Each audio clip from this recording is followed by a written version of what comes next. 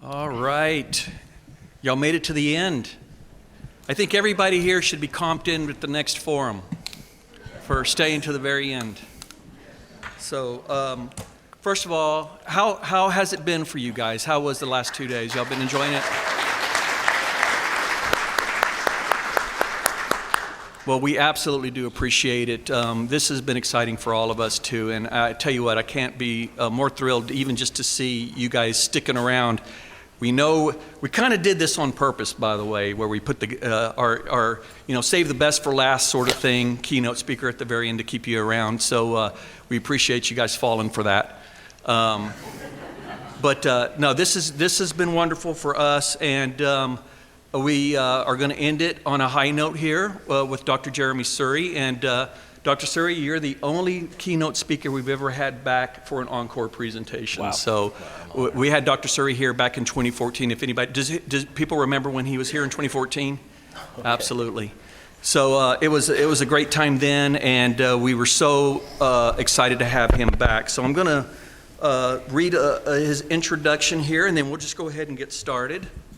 So Dr. Suri holds the Mack Brown Distinguished Chair for Leadership and Global Affairs at the University of Texas at Austin.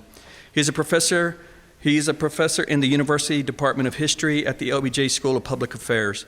Dr. Suri is the author and editor of 11 books on contemporary politics and foreign policy, such as Civil War by Other Means and the Impossible Presidency.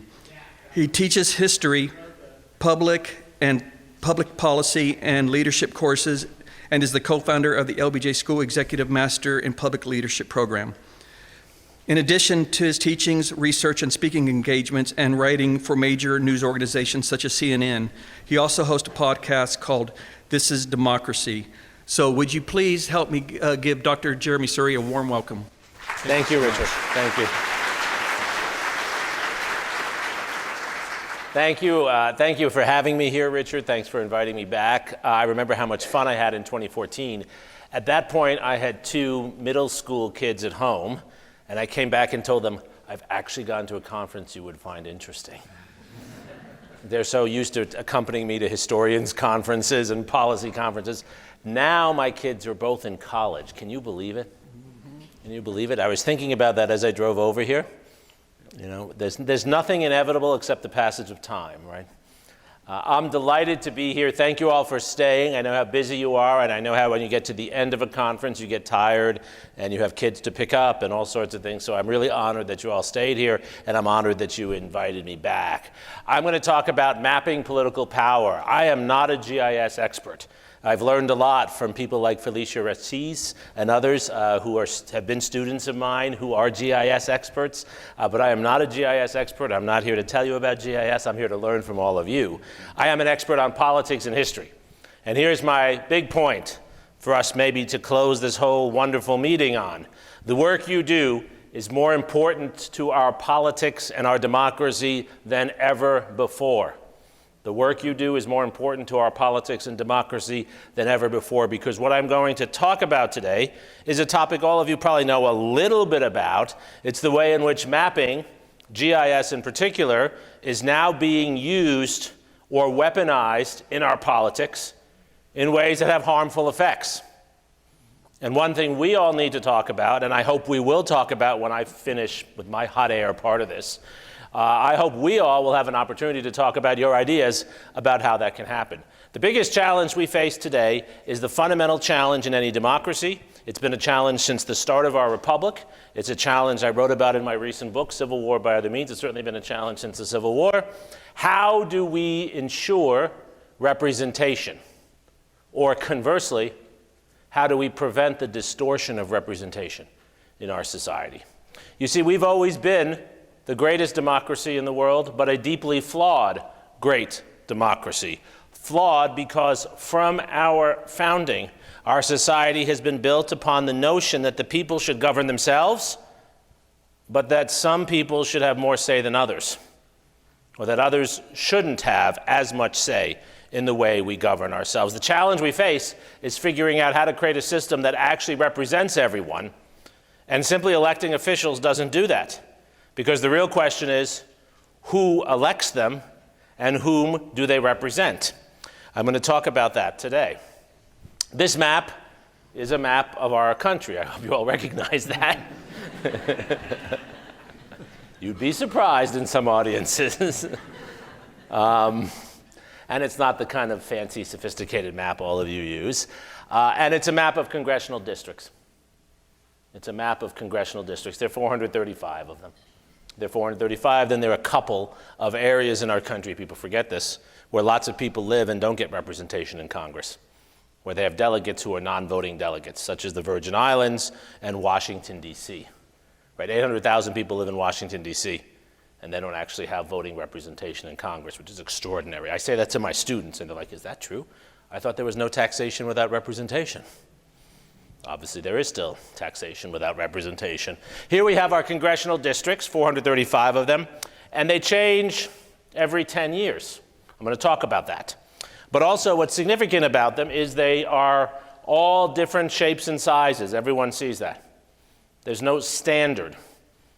There's no standard as to what they look like. And that's the rub.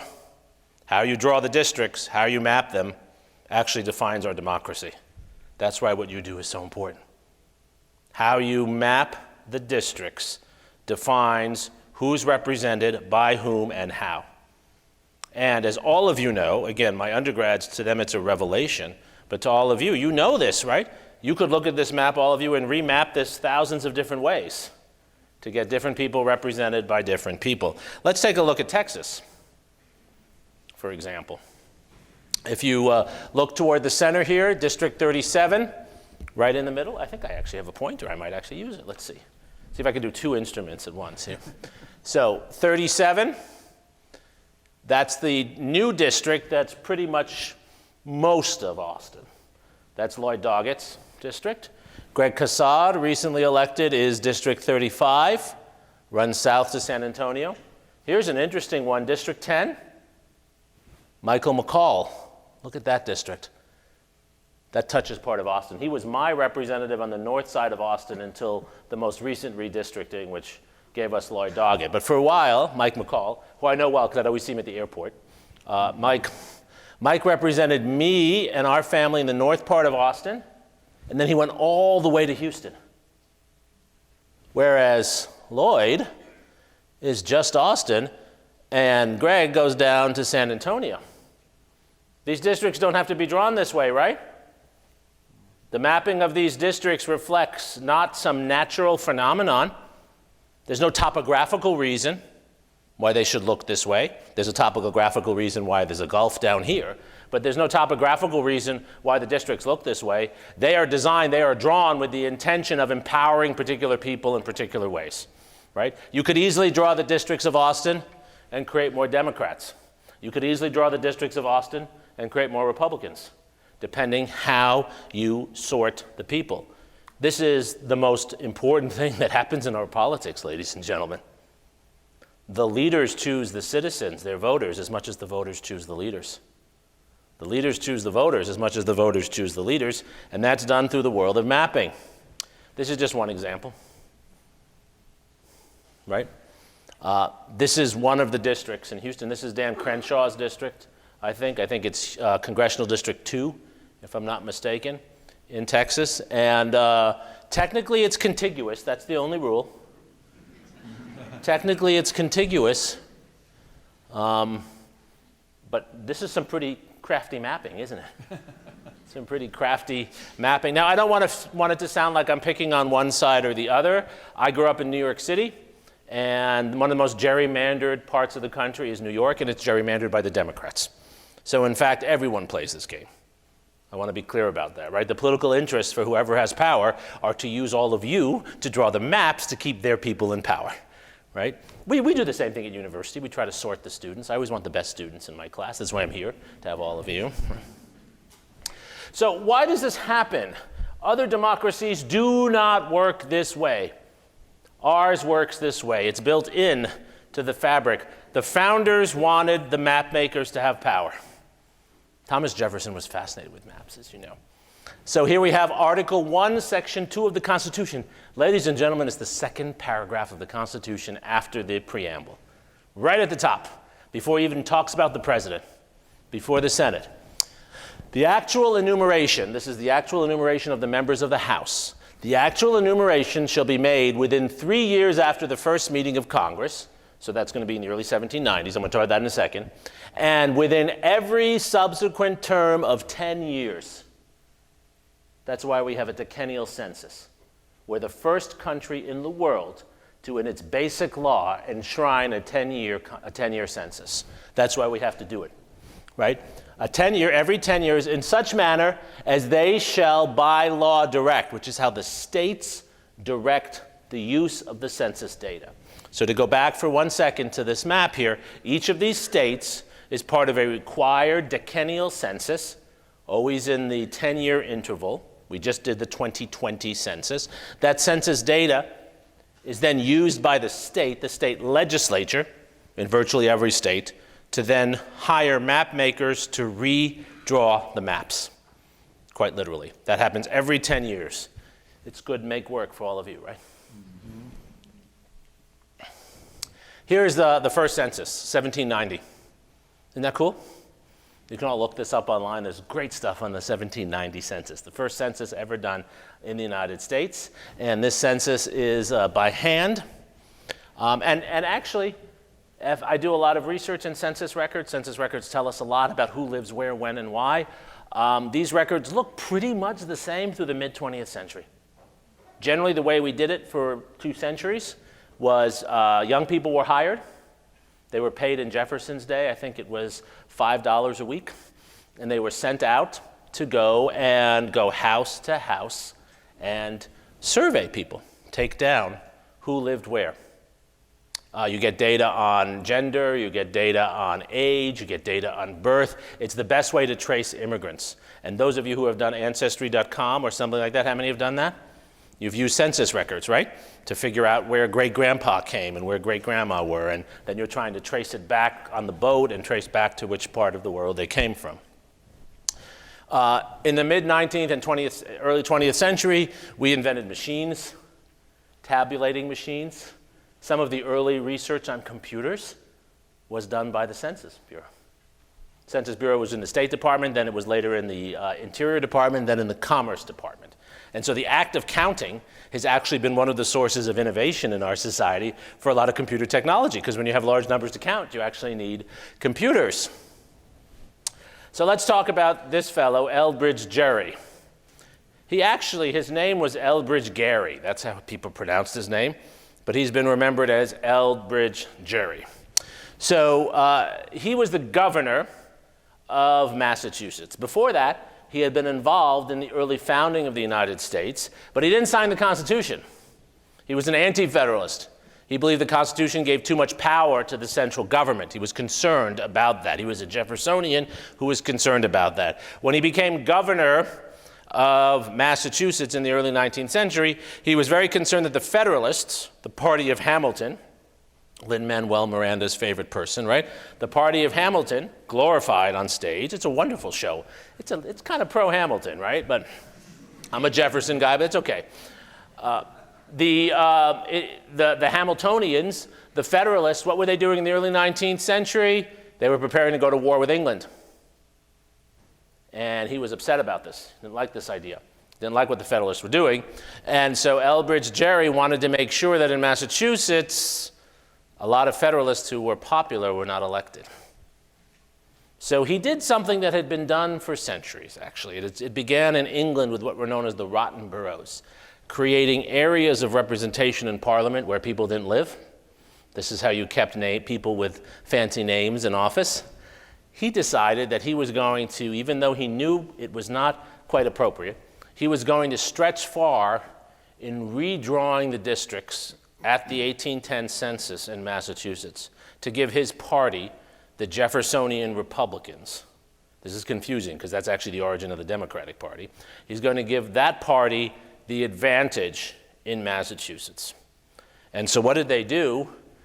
They didn't just tweak the districts, they redrew a whole bunch of them. To create what the Boston Gazette called the gerrymander. Why did they call it the gerrymander? Well, because there are multiple stories, whether it was a Federalist Party leader or an editor at a newspaper, I think it was the editor at this newspaper, looked at this and said, it looks like a salamander, doesn't it? So it's the gerrymander. The gerrymander. Here's a better sense of what's being done. Boston, I'll show you where Boston is. Here's where you pack the car in Boston, right down here. This is Boston.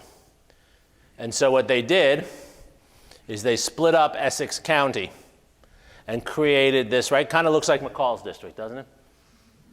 They created this to elect Republicans, to elect them in this area, and cut off these Federalist voting areas. And it worked. It transformed the Massachusetts legislature. There was not actually a partisan change in the population of Massachusetts between 1812 and 1808. The population grew, but it was still about the same as what it had been before, but it flipped the legislature. This became controversial. This newspaper was criticizing it because it was the Federalist newspaper. But then as soon as the Federalists won the governor's seat, what do you think they did? They started redrawing as well. It is not the first time this was done, but it became the time when it became a normal toolkit. And to do it with more and more, shall we say, effort on creative mapping. As one historian has written, right, this is the beginnings of the creative mapping of American politics to disempower entire groups, or to empower others, depending on your point of view. Just to give you a sense of what seems natural to us is so unnatural when you actually look at it. This is the same area. This is a more modern map of that same area. It's the Salamander area. I'm showing you the same map here, just a little more concentrated. Each of these towns, you recognize some of these names. Cambridge, right? There's a university there, college. Somerville, Watertown, Newton, right? These are areas that were settled by different ethnic groups, by different individuals, right? The Boston Brahmins live in Cambridge, the world of John Adams and others, right? Somerville, or as we used to call it in graduate school, Slummerville, was where the poor immigrants live, right? These towns, the names you see there, they're meaningful historically because especially in the 17th and 18th centuries, certain people lived there, certain people moved there, and the towns take on a certain identity that they still have to this day. There's a Jewish section, there's an Irish section. People tend to live and cluster with people who are like them. But when you're redrawing the map, you're not actually taking that into account.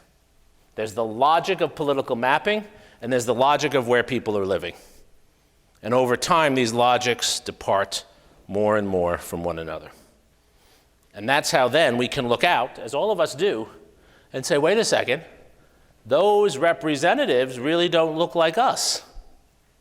They're really not who we are, because the mapping incentivizes political voting that doesn't match up with the living in the area. Everyone get that? That's the challenge, and that gets worse over time. There are a couple of techniques that are used. I'm sure you all have even more fancy ways of talking about this. One of them is called cracking. Right, these are great descriptive terms, right? Cracking. You use the maps to crack up certain groups. So we have a group like my neighborhood, right? We have a group of pointed head professors and professionals who live in my neighborhood, right? Boring people, my kids would say. And we tend to think alike, right? That's the problem, right? We're boring, we upset people, we think alike. Gerrymandering draws maps to put us, even though we might live within a mile of each other, put us in 4 separate districts. Right? You crack up, you separate people off and mix them in with others. So we might not, this is hypothetical, the 4 of us here might never get to elect anyone who we want, because we would make up perhaps a majority if there were more of us like this together, but we're put into separate mapped districts, right? Everyone see that? You might experience that yourself, right? You might look out at your neighborhood and say, my gosh, there are all these people who we think one way, but then strangely, we're in separate state districts or we're in separate city districts. There's an alternative approach which is mixed with that called packing. So you crack up certain groups and you pack other groups together. This one's really interesting, right? So let's just take this group here, right? This group here. Compare this one to this one. So in this one here, you have an even split. I'd call that a good district. I like districts that are 50-50, because then you have to elect someone who has to actually serve multiple groups, right? How many people like a 50-50 kind of district idea, right? We have very few of them for this reason, right? This would be a 50-50 district. With packing, what you do is you add more in. You put more of the light blues with the light blues, more of the dark blues with the dark blues, so that you get more homogeneous districts with more assured outcomes. And if you're the representative of this district and you're light blue, that's what you want. Or if you're dark blue. Notice, right? So here we had 4 and 4. We've now gone to 5 and 3, right? And so now the dark blues will have the advantage here. They've not moved. They've not changed. The map has changed the political reality, right? It's the opposite of how democracy is supposed to work, right?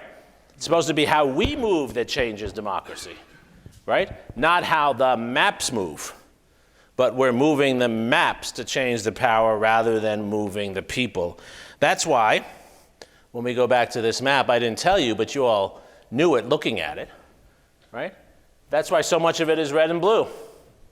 Those are not random colors that were chosen, right? There actually are very few of these purple districts. Very few of these. So many red and blue. The country is about 50-50. It's probably about 51-49. Or reality, it's actually 40-40-20, thereabouts, as it's always been. During the time of the Revolution, about a third supported the Revolution in the 18th century, a third did not, and a third weren't sure. We're probably about 40-40-20, something like that today, but our districts don't reflect that. Our districts don't reflect that because due to cracking and packing, we've created homogeneity. We've used the maps to turn a diverse society into a society of 3 clear colors. Of 3 clear colors. And this is a long history. This is a long history. Elbridge Gerry is part of that story. But also the nature of immigration. This is a really interesting map. I like historical maps. You guys are all into this newfangled stuff, right? I like historical maps. I love historical maps. My son does too. He didn't realize how expensive. He thinks I should buy him historical maps. I'm like, you just look at them on the screen. These colors here are different ethnic communities in Manhattan. I think this is 1920. I think it's exactly 1920. Different ethnic communities. It's what you all know, what you've experienced, what you've studied. Ethnic groups tend to live together for a very obvious reason, right? When your great-grandfather came, when my great-grandfather came from Russia as a Russian Jew, he moved to the Lower East Side of Manhattan because the Lower East Side was where the other Russian Jews were, the other ones who would give him a job.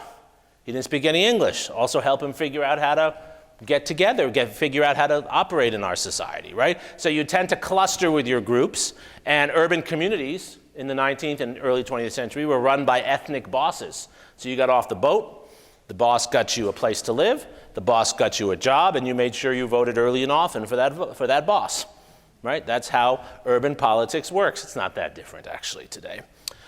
These communities, because they're clustered this way, it's very easy for the state legislature of New York or for whoever else to draw maps that, right, pack them together.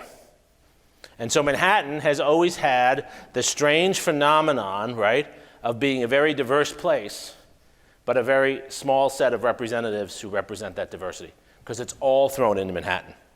And then you have large communities in Westchester, Long Island, and elsewhere. Look at Congress today, you'll see this, that have sparsely populated areas, large districts where they spread out those voters,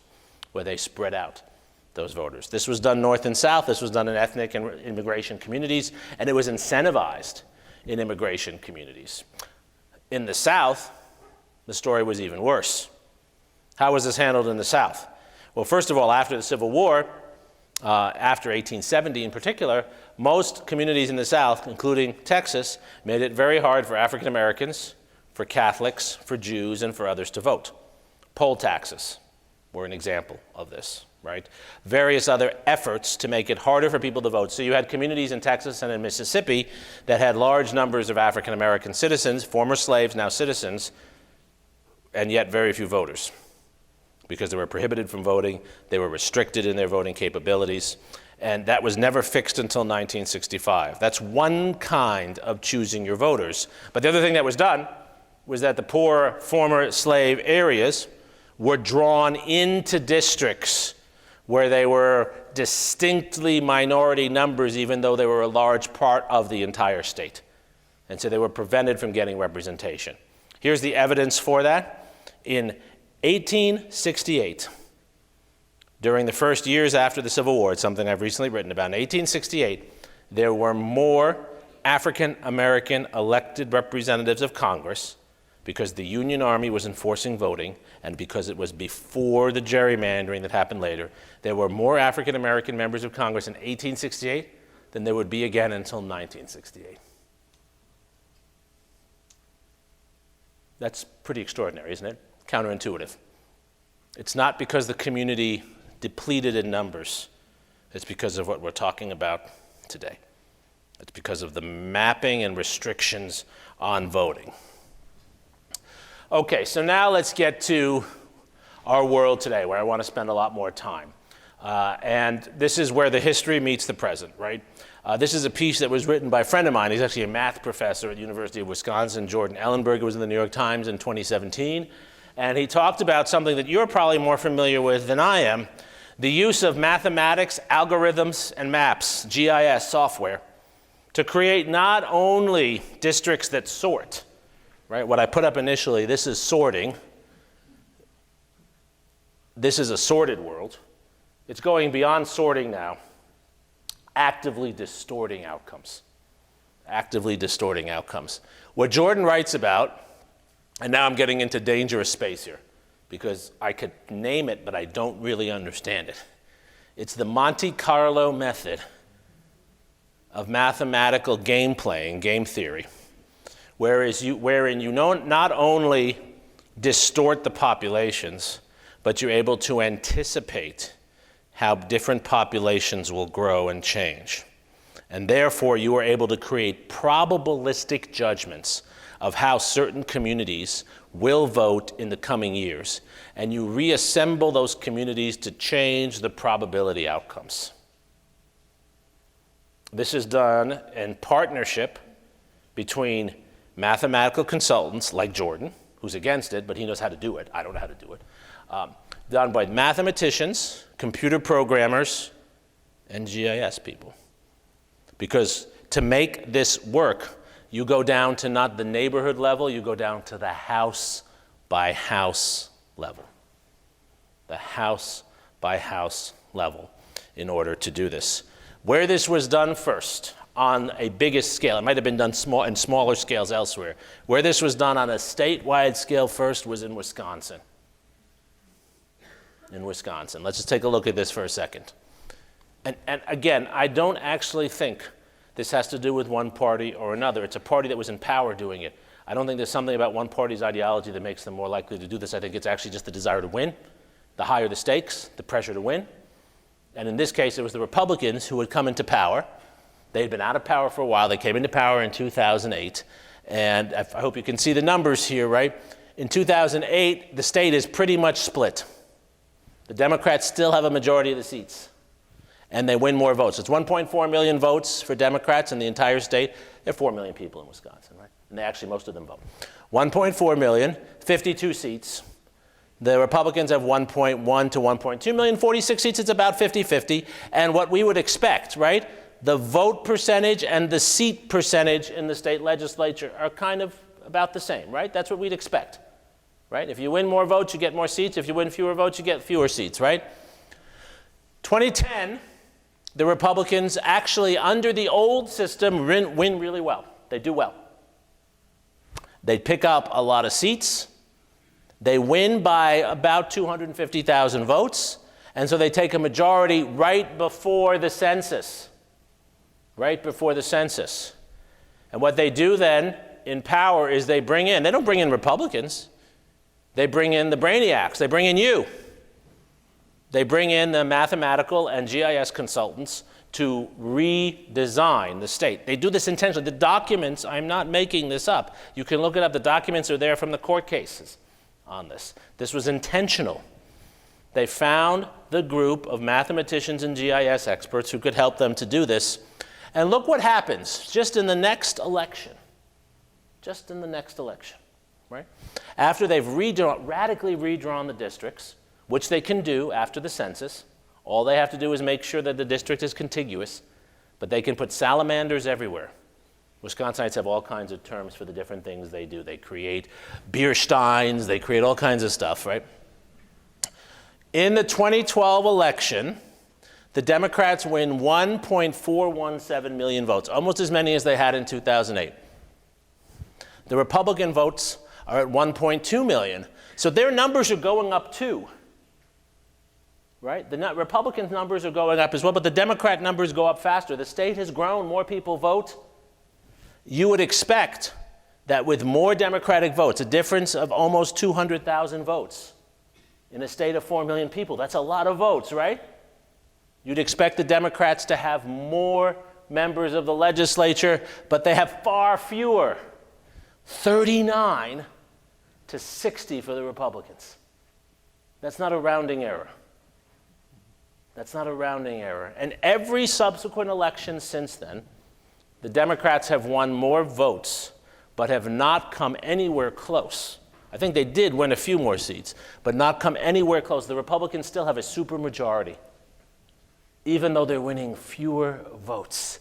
Even though they're winning fewer votes. The Monte Carlo GIS gerrymandering system works. It works. And others saw that. Others saw that. Ladies and gentlemen, the firm that did this for Wisconsin was hired by the state of Texas.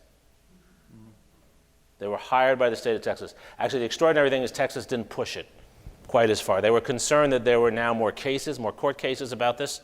So the leaders of the state legislature, and I haven't followed this in too much detail, from what I can see from the outside, the leaders of the state legislature used this but didn't push quite as far. They didn't want to actually push to the edge where they might get in trouble. But here's what happened.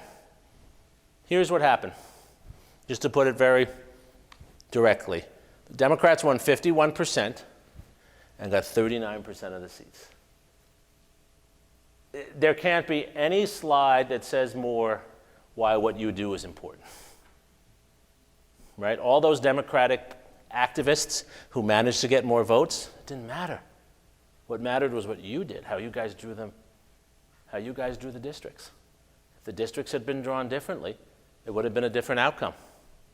Right? If the districts had been drawn differently, it would have been a different outcome. Now, why does this happen? Why do people do this? They do this to win, but they do it for another reason, I think, that's really important now to understand, because it's actually easy. It's easier to redraw. I mean, it's not technically easier. You guys will tell me that. But it's actually easier to do that than to convince people to change their views. Think about that. When was the last time someone who viewed the world fundamentally differently from you, I don't care where you stand on abortion, whatever position you have, think of your friend who has the opposite position. I hope you have a friend who has the opposite position. We all need friends who have different views of the world than us, right? When was the last time you convinced that person? When was the last time you saw that happen? So because we seem unable to convince one another, because we're more rooted in our views than ever before, reinforced by the echo chambers on Twitter. I'm really impressed, by the way, no one's on Twitter right now. This is good. The fact that we are so entrenched in our views means that we're not actually trying to persuade people. We're trying to move the deck chairs on the Titanic. We're trying to move the deck chairs on the Titanic. The most important legal cases before the Supreme Court of the United States and before state courts today are not cases over abortion or civil rights anymore. They're over this stuff. The Supreme Court recently ruled that Alabama had gone too far in the way it set up its districts, and so Alabama had to redraw its districts and created what looks like an extra district where African Americans will be able to elect someone now. North Carolina is trying to push in the other direction. These court cases become the cases that might actually decide the future of our democracy. Right now, the Republicans have a 5-seat margin in the House. There were 5 districts in New York that a court ruled before the election, months before the election, you might have followed this, violated or went too far by the Democrats. Those were redrawn, and Republicans won those 5 districts. That's the difference. One of those is George Santos's district, a pinnacle of service in our society, right? This is where my message to you is what you're doing is in the crosshairs, whether you like it or not. You can say you want to be neutral, you can say you don't want to be a part of this kind of political manipulation, but you're right there. You're right there. What are the rules that limit? Where are the limits to this? Why hasn't this been made unconstitutional yet? It might be. It's coming before the Wisconsin Supreme Court again. You might have been following this story. There was a new judge elected to the Wisconsin Supreme Court. The Wisconsin Supreme Court had been 4 Republicans and 3 Democrats. Now it's 4 Democrats and 3 Republicans. And a case on this is coming. And the Republicans who control the legislature have said they want to impeach her, the new judge, right? So this is all still in process. This is all still in process. What are the limitations? This is valuable for thinking about our roles. We do have this thing called the 14th Amendment, which guarantees equal protection under the law. Under the 14th Amendment, all votes should be equal. At what point, I ask you as the map makers, at what point are you drawing a map that makes it impossible for a vote to count? At what point when you are cracking groups, when you're doing this, are you making it impossible for one of these individuals thrown into another district to ever get their representation? At what point does that occur? It's not just a legal question, it's a mapping question, isn't it? At what point does your map make that impossible, right? Just as you would not map a road that was a road to death, I hope. When do we say, as map makers, when do we say this is an unreasonable map? The court has generally stayed neutral on that. The court has generally stayed neutral. There's also the question of intentionality. What is it that someone's looking for? The Supreme Court case in Wisconsin is going to be about that. They've already tried to say, Democrats have, this is unfair, and that hasn't gone anywhere. So now what they're going to say, the current case is going to say, look, they intended to disenfranchise certain voters. They intended to disenfranchise them. I ask you as map makers, when you make a map, what are the intentions behind it? Why are you doing it the way you're doing it? Historians would tell you that every map has a politics to it, right? Even our basic Mercator projection, right? It's always stunning to my students when I show them how big Africa actually is, because it looks so small in our standard maps. How big Alaska is. This is just actual data. Every year I ask my undergrads, I teach 300 of them, which state has more land, Texas or Alaska? A lot of them do know it's Alaska, but they think it's close. It's not even close. But our maps make it look close, particularly every map in every textbook in Texas. And that is not an accident. That is the same point here. What are the intentionalities? What are the ethics? I ask you, I don't know your field. What are the ethics for us in making maps? When do we say the intentionality here is not acceptable? The people who did this for Wisconsin were professionals just like you. That's the point Jordan Ellenbrink made. He's a professor at the University of Wisconsin. You read this piece in the New York Times, he says, these are my friends who did this. They did it because it was an interesting mathematical problem. But is there an ethical limit we place on ourselves? We don't want to be dictating the politics, but do we want to be in a position of actually distorting them? Are there limits that we will follow? The court has left it to you. We have to start asking ourselves. Here's Austin. I actually got this off the GIS link on the city site. And you know, it's really hard to take a screenshot of a GIS from the way, at least the city site, for whatever reason. They need to improve that. Please tell them to improve that. This is District 10, where I live. My wife, by the way, is a city council person from District 10, Allison Alter. So this is the greatest district in any part of the... The city of Austin has tried to solve this problem. I want to give the city credit.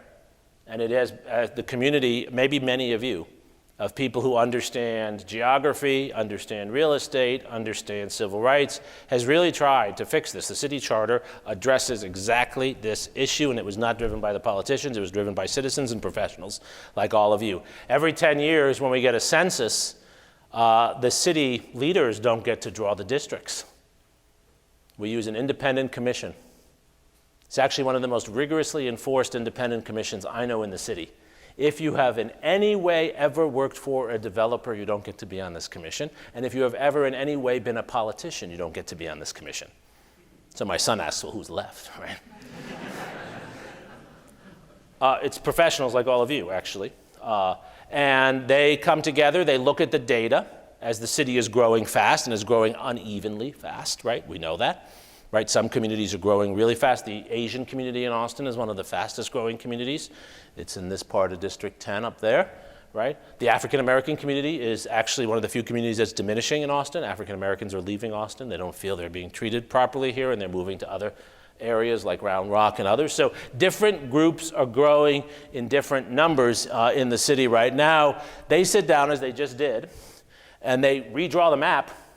They go through different proposals based on 3 criteria, among others, 3 overwhelming criteria. 1, that representatives from the districts as they're drawn are most likely to actually look like the people in the districts, which is the problem we have from the start. 2, that there isn't a political bias. Now, in Austin, there's already a fixed bias in one direction, but within that space, that it's not being drawn with the intention of giving one group an advantage over another. So this district here, which I think is 6, that district actually is generally drawn as a 50-50 district. That's the part of Austin that actually has a large number of conservatives in it. There are other areas too. And they try to keep it actually that way. Not to, they could make it so the conservative could never get elected, right? They could crack up that district, and they don't. Right? They want to give all parties opportunity. And then third, I think the most important, right, is to make sure that every group has a chance to actually win. Every group that has a large number of people. Some would say that's quotas. No, it's not assuring that one group wins, but it's really important, right, that the Austin City Council has some representation for the Latinx community, that has some representation for the African American community, for the Asian American community, for the Jewish community. So they think about that when they draw this. Here's what I've learned watching them. This is not a science, it's an art. There's no one way to do it. And they still have arguments. The city has arguments. You can go back and read from the last few years, arguments within the newspapers in the city about this, right? Or, well, not really newspapers anymore, the websites on news in the city, right? Arguments about these issues. It's not always clear where it should be. But at least the goal is to have clear, fair criteria and to have professionals doing it, professionals who care about the integrity of their work, not about trying to manipulate the outcome. I would submit to you that this is actually a pretty good model. Not a perfect model, but a pretty good model. Many states are moving in this direction. I think 5 states do this at the state level. We as a country could move in this direction.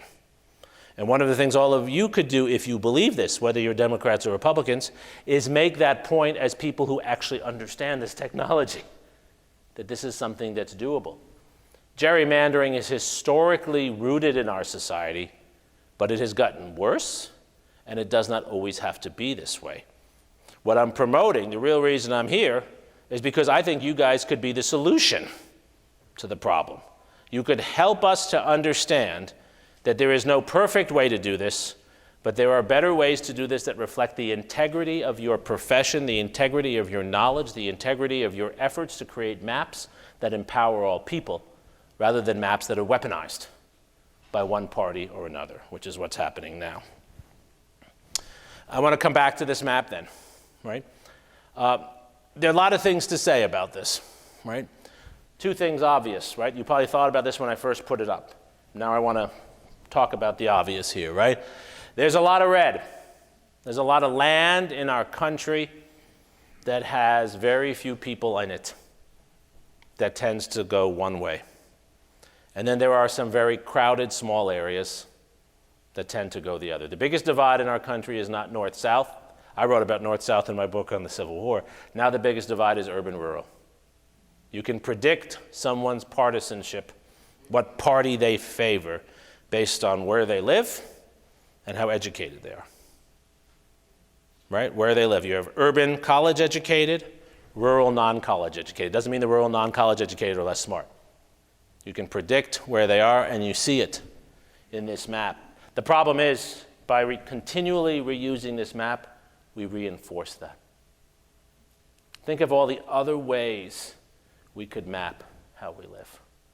Think of all the things we could be doing not to create homogeneity and partisanship, which this map does, but to actually push the other way. Just imagine, all of you, as you're looking at this right now, how you could redraw the map of Texas, because you know there is actually so much diversity in Texas, isn't there? Do the districts have to look this way? Do we have to separate things off this way? The problem is not the regions people live in. The problem is the way we have segmented in our maps. And you know, people talk about the siloing of our society, the echo chambers. It's not just online, it's here. We've made our worlds that way. We've made our worlds. Many of my students have never been in any of the red areas. And many who I meet from the red areas have never been in a blue area.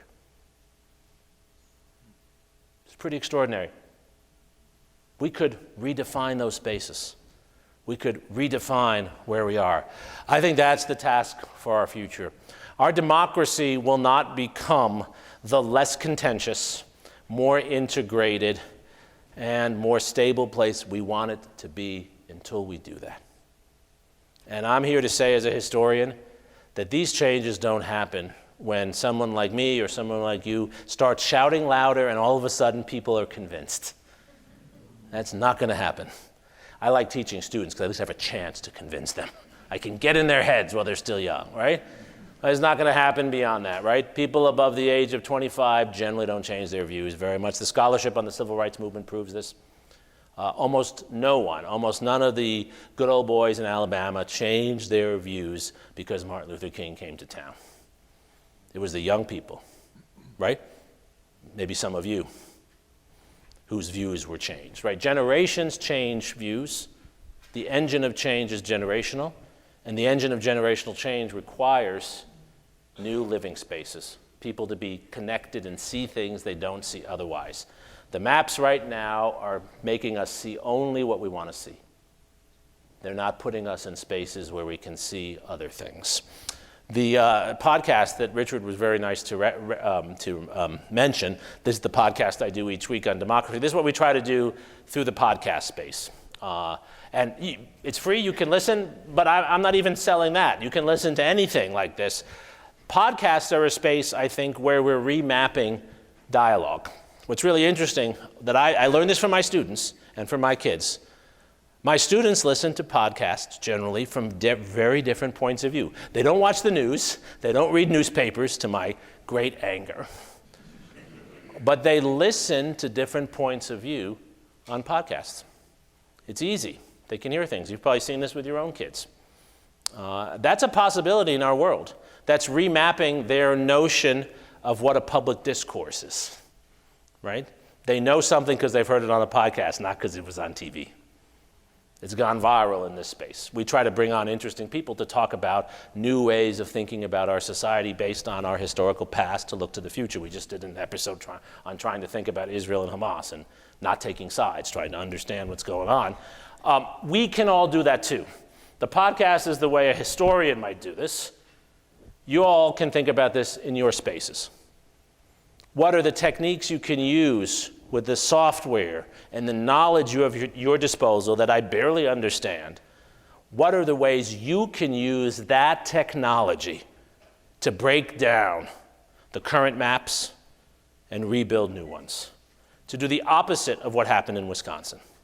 Wisconsin has been torn in half by the gerrymandering. But it doesn't have to be that way. It can be put back together again in a different way. We can do that in our country as well. And I believe, actually, if it's going to happen, I really believe it's going to be people like all of you who make that happen. So thank you for listening. And now you can tell me how you're going to do that, please. Thank you.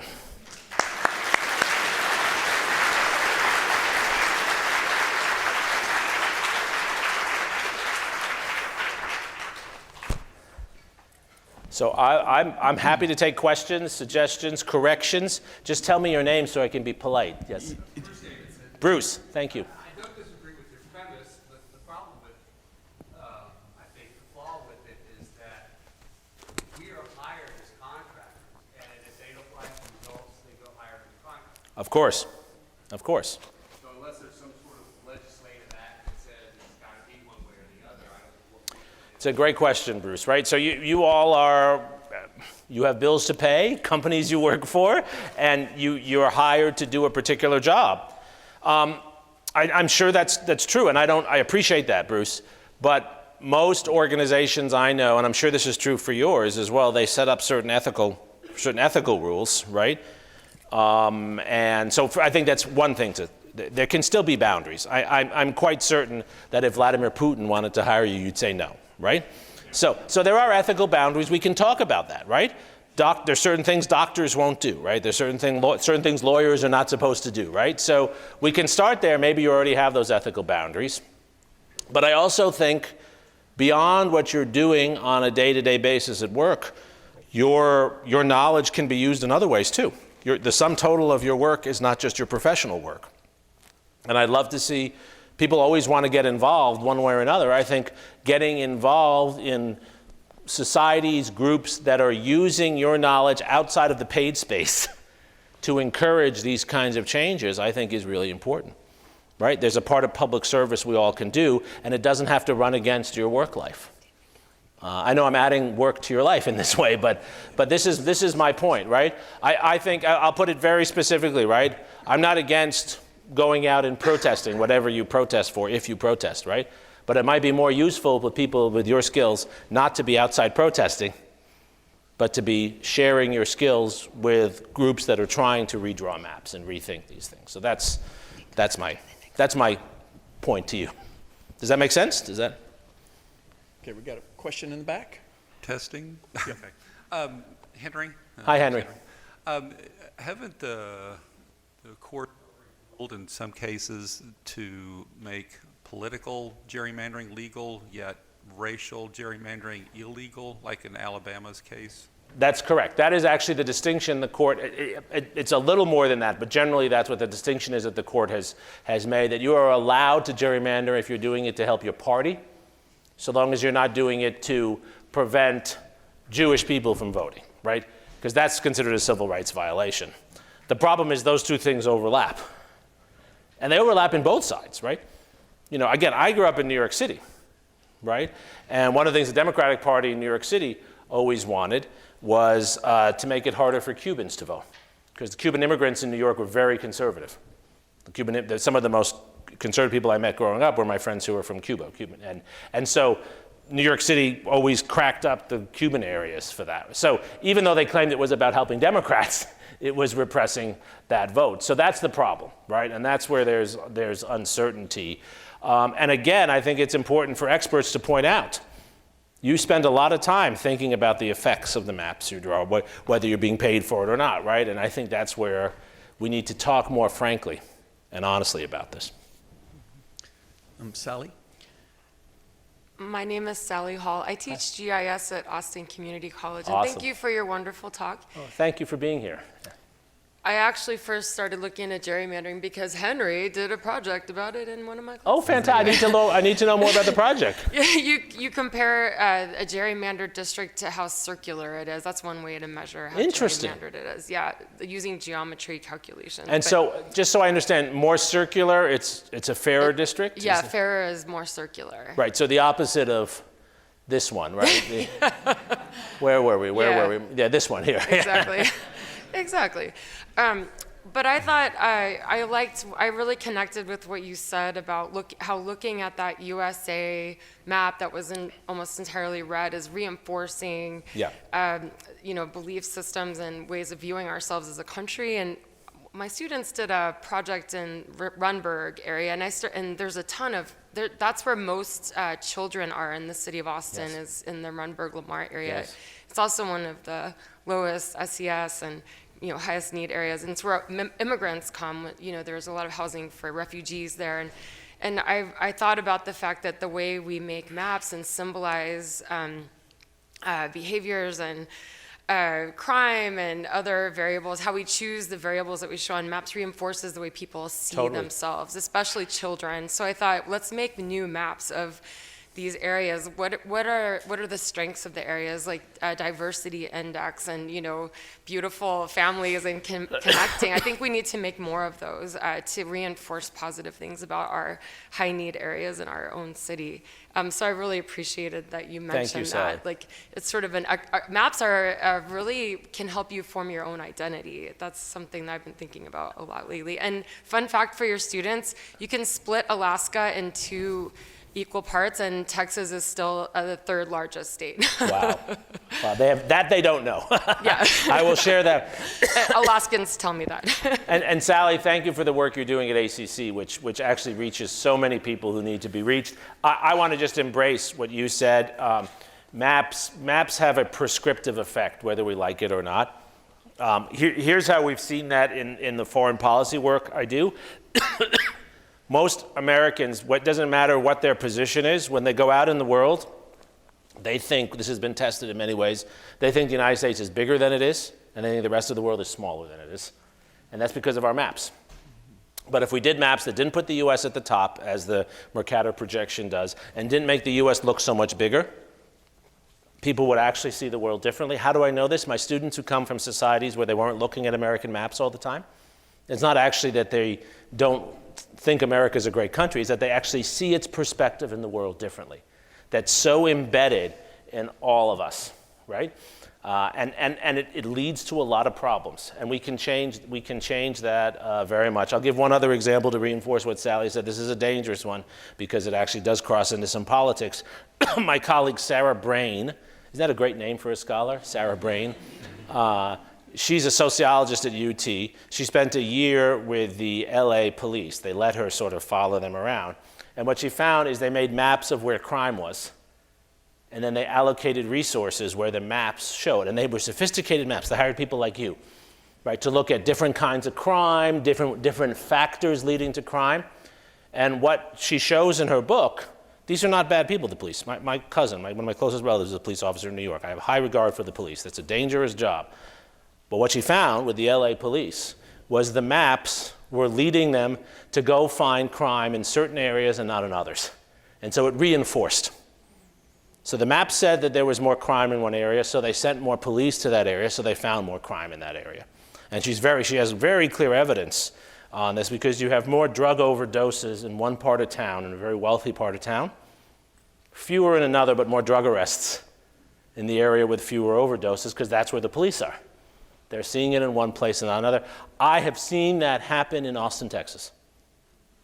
The deployment of the DPS into Austin recently has resulted in very few arrests in my part of town and a huge number of arrests in another part of town. Way out of proportion with what's really going on, but the maps tell them that. That's what they say. They say we're responding to the data. So the maps do have this prescriptive effect whether we like it or not. We can turn them to a positive. That's Sally's point, right? I think we can take one more question. Does anybody have one more? No? I think we've got one over here. Oh, right down here in front, Laura. I can hear you. Yes, what's your name? Not everybody. Oh, thank Dave. you. Dave? Yes. Thank you, Dave. On the 2010 map of Wisconsin, there was like 600,000 votes that were shy of the year before, 2008 and 2012. Do you have an idea why that was? Let me go back to that. So you're saying there were more votes in 2012? In 2010, there was like 600,000 votes to the Democrats, fewer than in 2008 and 2012. Yes. Yeah, so 2000, In 2010 to 2008, correct? These two you're comparing, yeah? Well, also in 2012, there's 600,000 more Democratic votes. Yeah. Right. So right.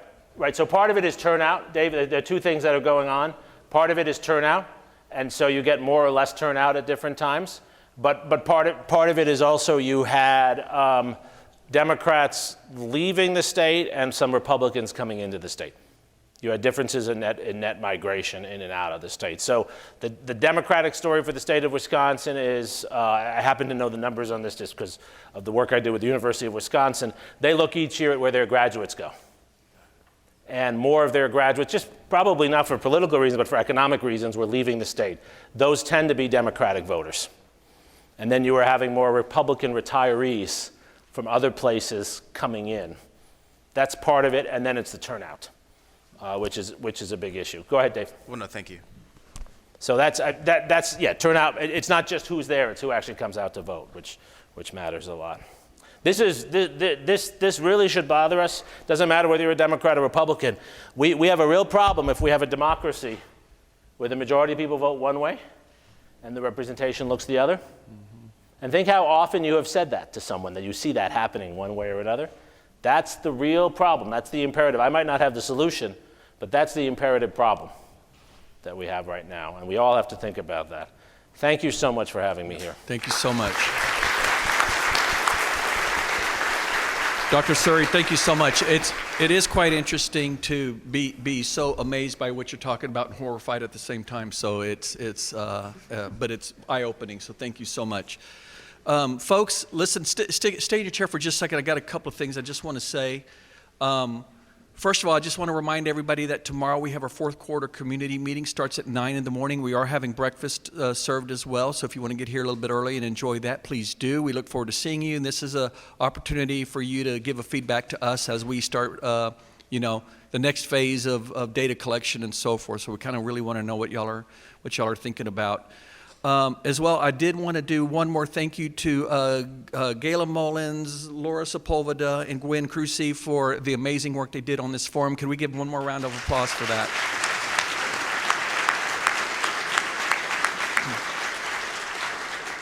And I think we've got a little something I want. Courtney, come on up and has a couple of words to say here. So. Here, I'll tell you what. I'll just do that. Hey. Can I jump up here? You can stay right I'm going to do it. Bam. All right. So I'm Courtney Rowe, everybody, and I would love to see everybody at our Mappy Hour that's following right now at Oscar Blues. So it's just down Breaker and take a right on Metric. It's sponsored by Altera Central. They're going to sponsor the first round, so come have a beer on them. And it's through our group supporting women in geography and GIS and Urissa, Texas. So we really would like you all to be more involved in the community across Texas and in Austin. So come meet me. I'd love to have y'all. And ATX GIS Day will be here in Austin at the City of Austin Permitting and Development Center in the ACC Highland area. And we're streaming our event on Texas GIS Day. So see our friends from A&M University, UT Austin, Houston area GIS Day, and hopefully more. If you have a GIS Day in your area, we would love to be connected and share your GIS Day across Texas. So would you let me, all my new friends, would you please participate in saying Happy GIS Day with me for our welcome video? So, all right. 1, 2, 3. Happy GIS Day. Y'all are so awesome. Thank you so much.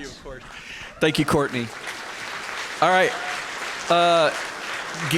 Gayla, am I missing anything? Is there anything else? Got everything under control? All right, listen, you guys are the best community, I swear, in the nation for GIS folks. You guys rock, and I can't tell you how fun this has been. So thank you so much. Join us tonight, and hopefully we'll see you tomorrow. If not, we'll see you next year. Thank you so much.